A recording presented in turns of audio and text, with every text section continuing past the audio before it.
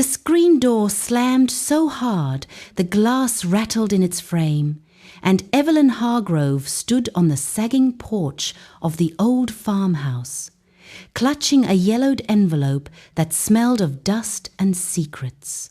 68 years old, her knuckles white against the paper, she watched her youngest son, Tommy, peel out of the gravel drive in his rusted pickup, kicking up a cloud that settled on the petunias she'd planted the spring her husband died.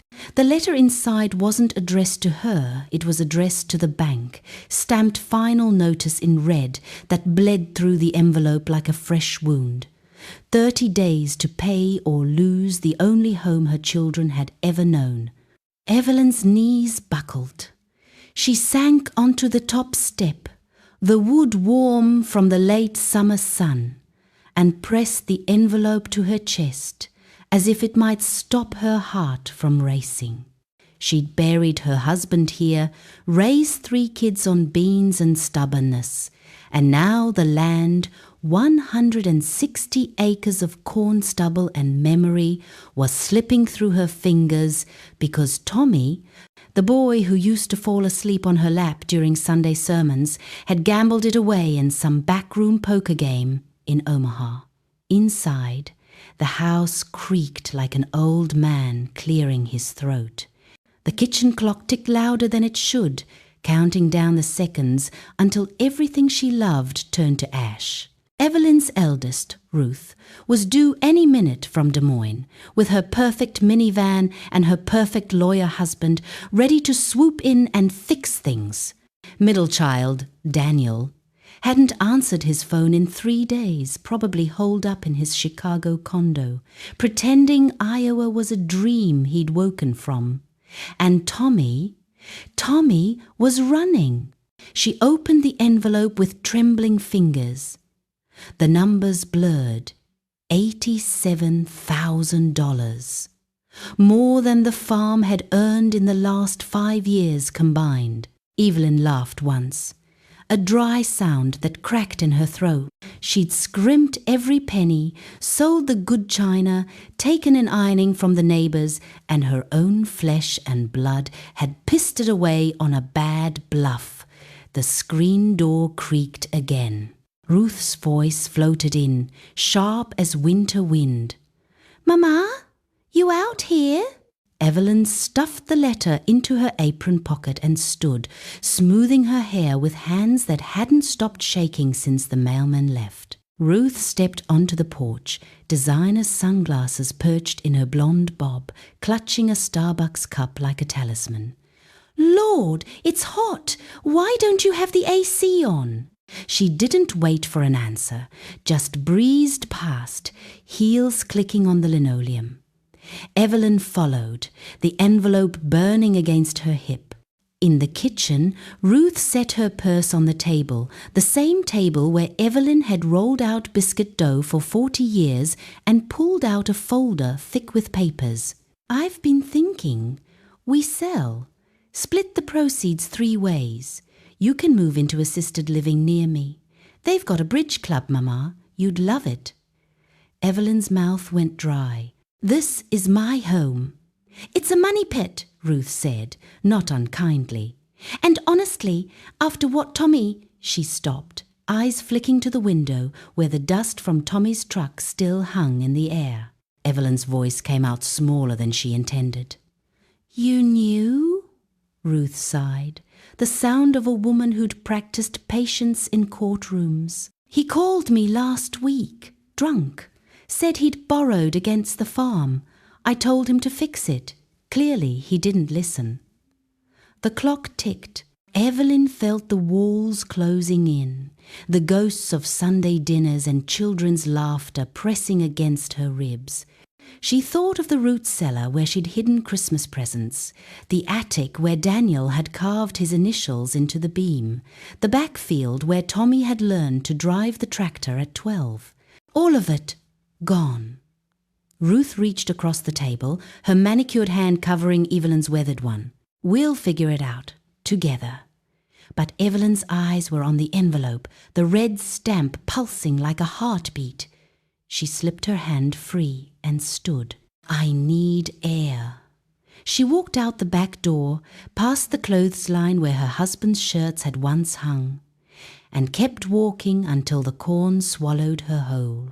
The stalks whispered against her skirt, dry and sharp. She didn't stop until she reached the old oak, the one they'd buried the time capsule under in 1985. 30 years ago, when the kids were small and the future stretched wide open, Evelyn knelt, fingers digging into the earth. The metal box was still there, rusted but intact. She pried it open with a stick. Inside, a Polaroid of the four of them, her, Jack, Ruth in pigtails, Daniel missing a front tooth, Tommy barely walking, a cassette tape labelled Family Songs, and a letter in Jack's handwriting. If you're reading this, I'm gone. Tell the kids I loved them enough to last forever, and tell Evelyn the farm's hers to fight for. Tears came then, hot and sudden. She pressed the letter to her lips, tasting salt and soil. Behind her, footsteps crunched through the rows. Ruth's voice, softer now. Mama? Evelyn closed the box and stood, brushing dirt from her knees. When she turned, Ruth's face was pale, the folder clutched to her chest like a shield. There's something else, Ruth said. Daniel's coming, tonight, and he's bringing someone. Says it's important. Evelyn's heart stuttered. Daniel hadn't brought anyone home in 15 years, not since the funeral. Ruth hesitated. He says it's about Dad's will, something we missed. The sun dipped lower, painting the sky the colour of dried blood. Evelyn looked back at the farmhouse, its windows glowing gold against the dusk. Somewhere inside, the phone was ringing. She didn't answer it. The phone kept ringing, a shrill ghost in the hallway. Evelyn let it die, then ring again. Ruth hovered by the porch steps, folder dangling like a white flag. Mama, it might be the bank. Evelyn shook her head once, sharp. Let him wait. Headlights cut through the corn, two beams slicing the dark. Daniel's Audi purred up the drive, sleek as a city cat. He stepped out in a charcoal suit, tie loosened, face carved from the same stone as his father's, but colder. Beside him, a woman, tall, red-haired, clutching a leather briefcase. No wedding ring. Evelyn's stomach knotted. Daniel didn't hug. He nodded, the way men do when they've forgotten how to touch. Mom, Ruth. His voice carried the clipped vowels of boardrooms. The woman extended a hand. Claire Brennan, estate specialist. Evelyn ignored the hand. Jack's been dead 12 years. What estate? Claire's smile was practiced, thin. There's a codicil, filed separately. Your husband retained my firm the week before he passed. Ruth's folder hit the gravel. Papers scattered like startled birds. Evelyn bent to gather them, knees popping. One sheet fluttered against her ankle. A survey map, the farm outlined in red, a narrow strip along the creek marked sold. Daniel crouched, gathering pages. Dad sold 20 acres to a developer. Quietly. The money was supposed to be a buffer. Tommy found the deed in Dad's lockbox and... He stopped, jaw tight. Used it as collateral, Evelyn finished. The words tasted like rust. Claire opened the briefcase. Inside, a manila envelope sealed with wax. Jack's initials pressed into it. Your husband instructed us to open this only if the farm faced foreclosure. Tonight qualifies. Evelyn took the envelope. Wax cracked under her thumb. Inside, a single sheet in Jack's slanted scrawl. If the kids can't hold it together, give them a reason to. The creek strip isn't sold, it's leased. 99 years. Payments start next month. Enough to cover the debt and then some. Tell Tommy the cards are in the windmill. He'll know. Windmill. The old air motor out back, blades frozen since 98. Evelyn's pulse hammered. She looked at Daniel. You knew? He shook his head. Dad told me to bring Claire if things got bad. That's all. Ruth snatched the letter. This is insane. Leases? Secret instructions? Why didn't he trust us? Claire's voice was soft. Because he knew you'd fight over the land instead of saving it. Headlights again, Tommy's truck, slower this time, weaving. He killed the engine and stumbled out, eyes bloodshot, shirt untucked. Heard you were having a party? Evelyn stepped forward, letter trembling in her fist. You went to the windmill yet? Tommy blinked. What? Your father left you something. Said you'd know where. Tommy's face crumpled. He looked suddenly 12 again, caught stealing cookies. I was gonna fix it, Ma. Swear to God. Just needed one more hand. Daniel moved first, grabbing Tommy's collar. You needed 87 grand? Claire stepped between them. Gentlemen, the lease payments are wired to a trust. First deposit hits at midnight, but there's a condition. She pulled a second sheet. All 3 siblings must sign, in person, at the windmill, tonight. Ruth laughed bitter. A scavenger hunt? Dad's dead, not Indiana Jones. Evelyn was already walking. Past the barn, boots crunching on gravel, the others trailing like ducklings. The windmill loomed, skeletal against the moon. Its ladder rungs were slick with dew. Tommy climbed first, swearing under his breath. At the top, he pried open the gearbox. A deck of cards spilled out bicycles, edges worn soft, and a key taped to the Queen of Hearts. He looked down, face pale. Ma? Evelyn's voice carried up, steady as Sunday. Bring it down, son. The key was small, brass, labelled Safe Deposit First National. Tommy descended, cards clutched to his chest. Claire checked her watch. 11:42. We have 18 minutes to get to town. Ruth's minivan roared to life. Daniel rode shotgun. Tommy in back with Evelyn, the cards between them like fragile peace. Streetlights blurred past. Evelyn's fingers found Tommy's. He didn't pull away. At the bank, the night deposit slot glowed. Claire slid in the key, a drawer popped open. Inside, a flash drive and a note in Jack's hand. Play me. The lobby TV flickered to life. Jack's face filled the screen, younger, smiling from the porch swing. If you're watching this, I'm gone, and you're mad. Good. Use it. The drive has the lease docs, the trust, and one more thing coordinates.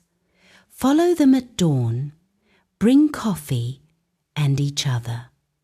The screen went black, midnight chimed. Somewhere, money moved. Outside, the 4 of them stood under the bank's floodlights. Ruth spoke first. Coordinates to what? Tommy turned the Queen of Hearts over. On the back, in pencil, 41. 2,876 degrees N95. 1,234 degrees W. Evelyn recognized the numbers. The back 40, where Jack had proposed. Dawn was 5 hours away. The sheriff's cruiser idled, red-blue lights pulsing across the cedar like a heartbeat. Deputy Harlan stepped out, hat in hand, the same boy who'd mowed their lawn for pocket change 30 years ago. Evening, Mrs. Hargrove. Got a call, suspicious activity. His gaze swept the open jar, the cash, The seeds scattered like pale confetti. Evelyn didn't flinch. Family business, Harlan. He shifted, boots crunching frost, tipped grass. Bank presidents on the board of the co-op. Word travels. Folks say Tommy's in deep with some Omaha boys. They're asking questions. Tommy's shoulders folded inward. Ruth stepped forward. Lawyer voice crisp. No crime here. Just settling an estate. Harlan's eyes lingered on the money. That's a lot of estate for a dirt farm. Daniel closed the jar, calm as lake ice. Dad's rainy day fund. Taxes all sorted. Claire produced the trust papers, crisp under flashlight. Everything's documented. Lease revenue starts tomorrow. Debts covered, Harlan read. Slow. The radio in his cruiser crackled another call, domestic downtown. He handed the papers back. Keep it quiet. Folks get jumpy when cash shows up at midnight. He tipped his hat to Evelyn. Night, ma'am. Gravel spun as he left. Silence rushed in, thick as creek fog. Evelyn knelt, pressing seeds into the cold soil, one by one. Your father planted hope here. Said corn remembers kindness.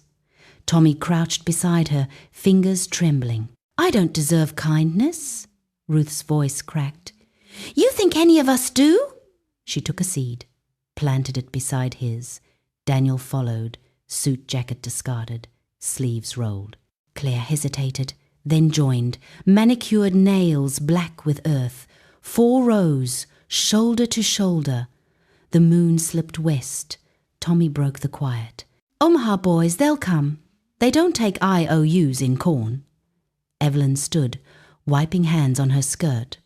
Then we give them something they want more. She turned to Claire. The lease, who's it with? Claire scrolled her phone. Shell Company.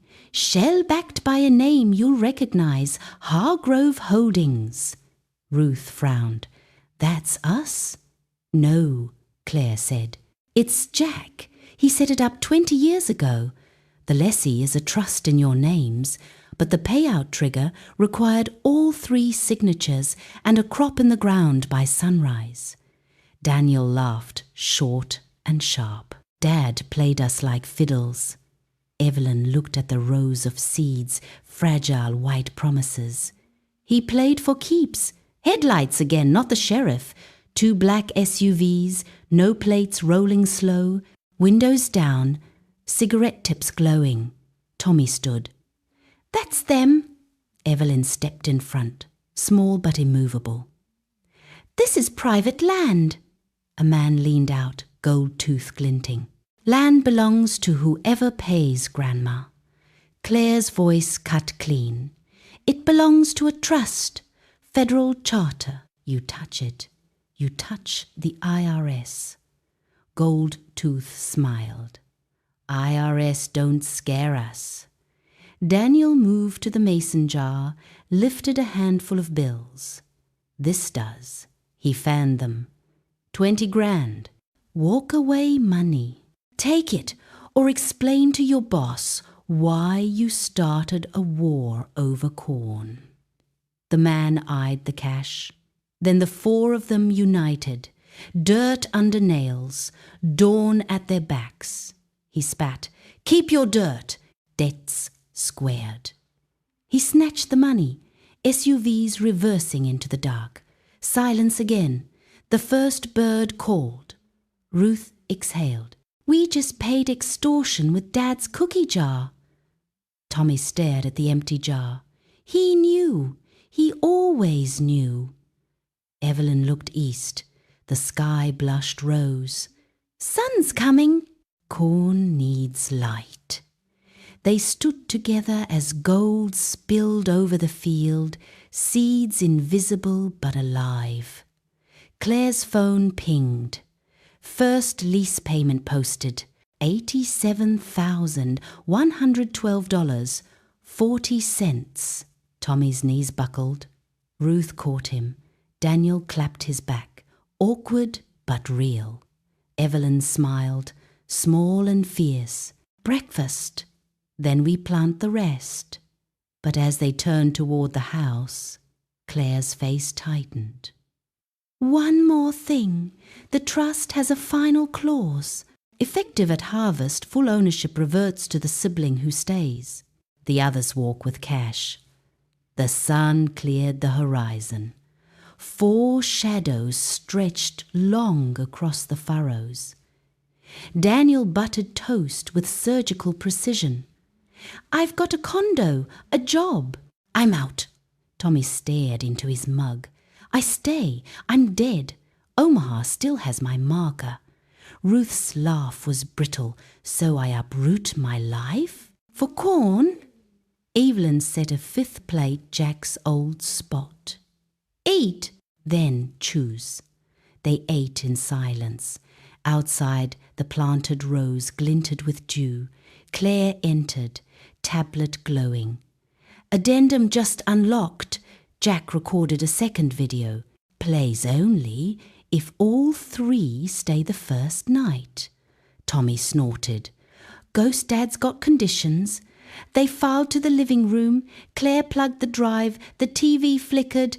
Jack, thinner, hospital gown, oxygen hissing. "If you're watching, you stayed." "Good. The farm's not the prize, you are. The trust splits equal only if all 3 work the land till harvest. 1 leaves, the leaver forfeits, the rest split double. Fight nice." Screen blank. Ruth's chair scraped back. "I'm not a farmer." Daniel stood. "Neither am I." Tommy's voice cracked. "I am. Let me try." Evelyn blocked the door. "One night. Sleep on it," Dawn decides. They scattered Ruth to the guest room, Daniel to the porch swing, Tommy to the barn. Evelyn sat at the table, Jack's empty chair beside her. Midnight. Floorboards creaked. Ruth's silhouette in the hallway, suitcase in hand. She paused at the photos, her wedding, Daniel's graduation, Tommy's first tractor. Tears fell. She set the suitcase down. 2 a.m. Daniel on the porch, city shoes in hand, staring at the stars he'd forgotten existed. He went inside, took the attic stairs. 3 a.m. Tommy in the barn, headlight on. Fixing the planter, Jack never finished. Grease to his elbows. 4 a.m. Evelyn found them all in the kitchen again. Coffee fresh, no words, just nods. Dawn painted the fields gold. They walked out together, boots crunching. Claire waited with contracts. Sign or walk. 3 pens scratched, but the planter coughed, then died. Tommy kicked it. Fuel lines shot. Parts store opens at 8. We miss today, we miss the season. Daniel pulled keys. My rental's fast. Ruth grabbed her purse. I'll drive. They piled in, dust flying. At the crossroads, a black SUV blocked the road Omaha back for more. The black SUV idled across the gravel, engine purring like a cat with claws.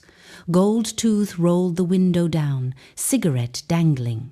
Morning, farmers. Change of heart. Boss wants the lease. All of it. Ruth's knuckles whitened on the wheel.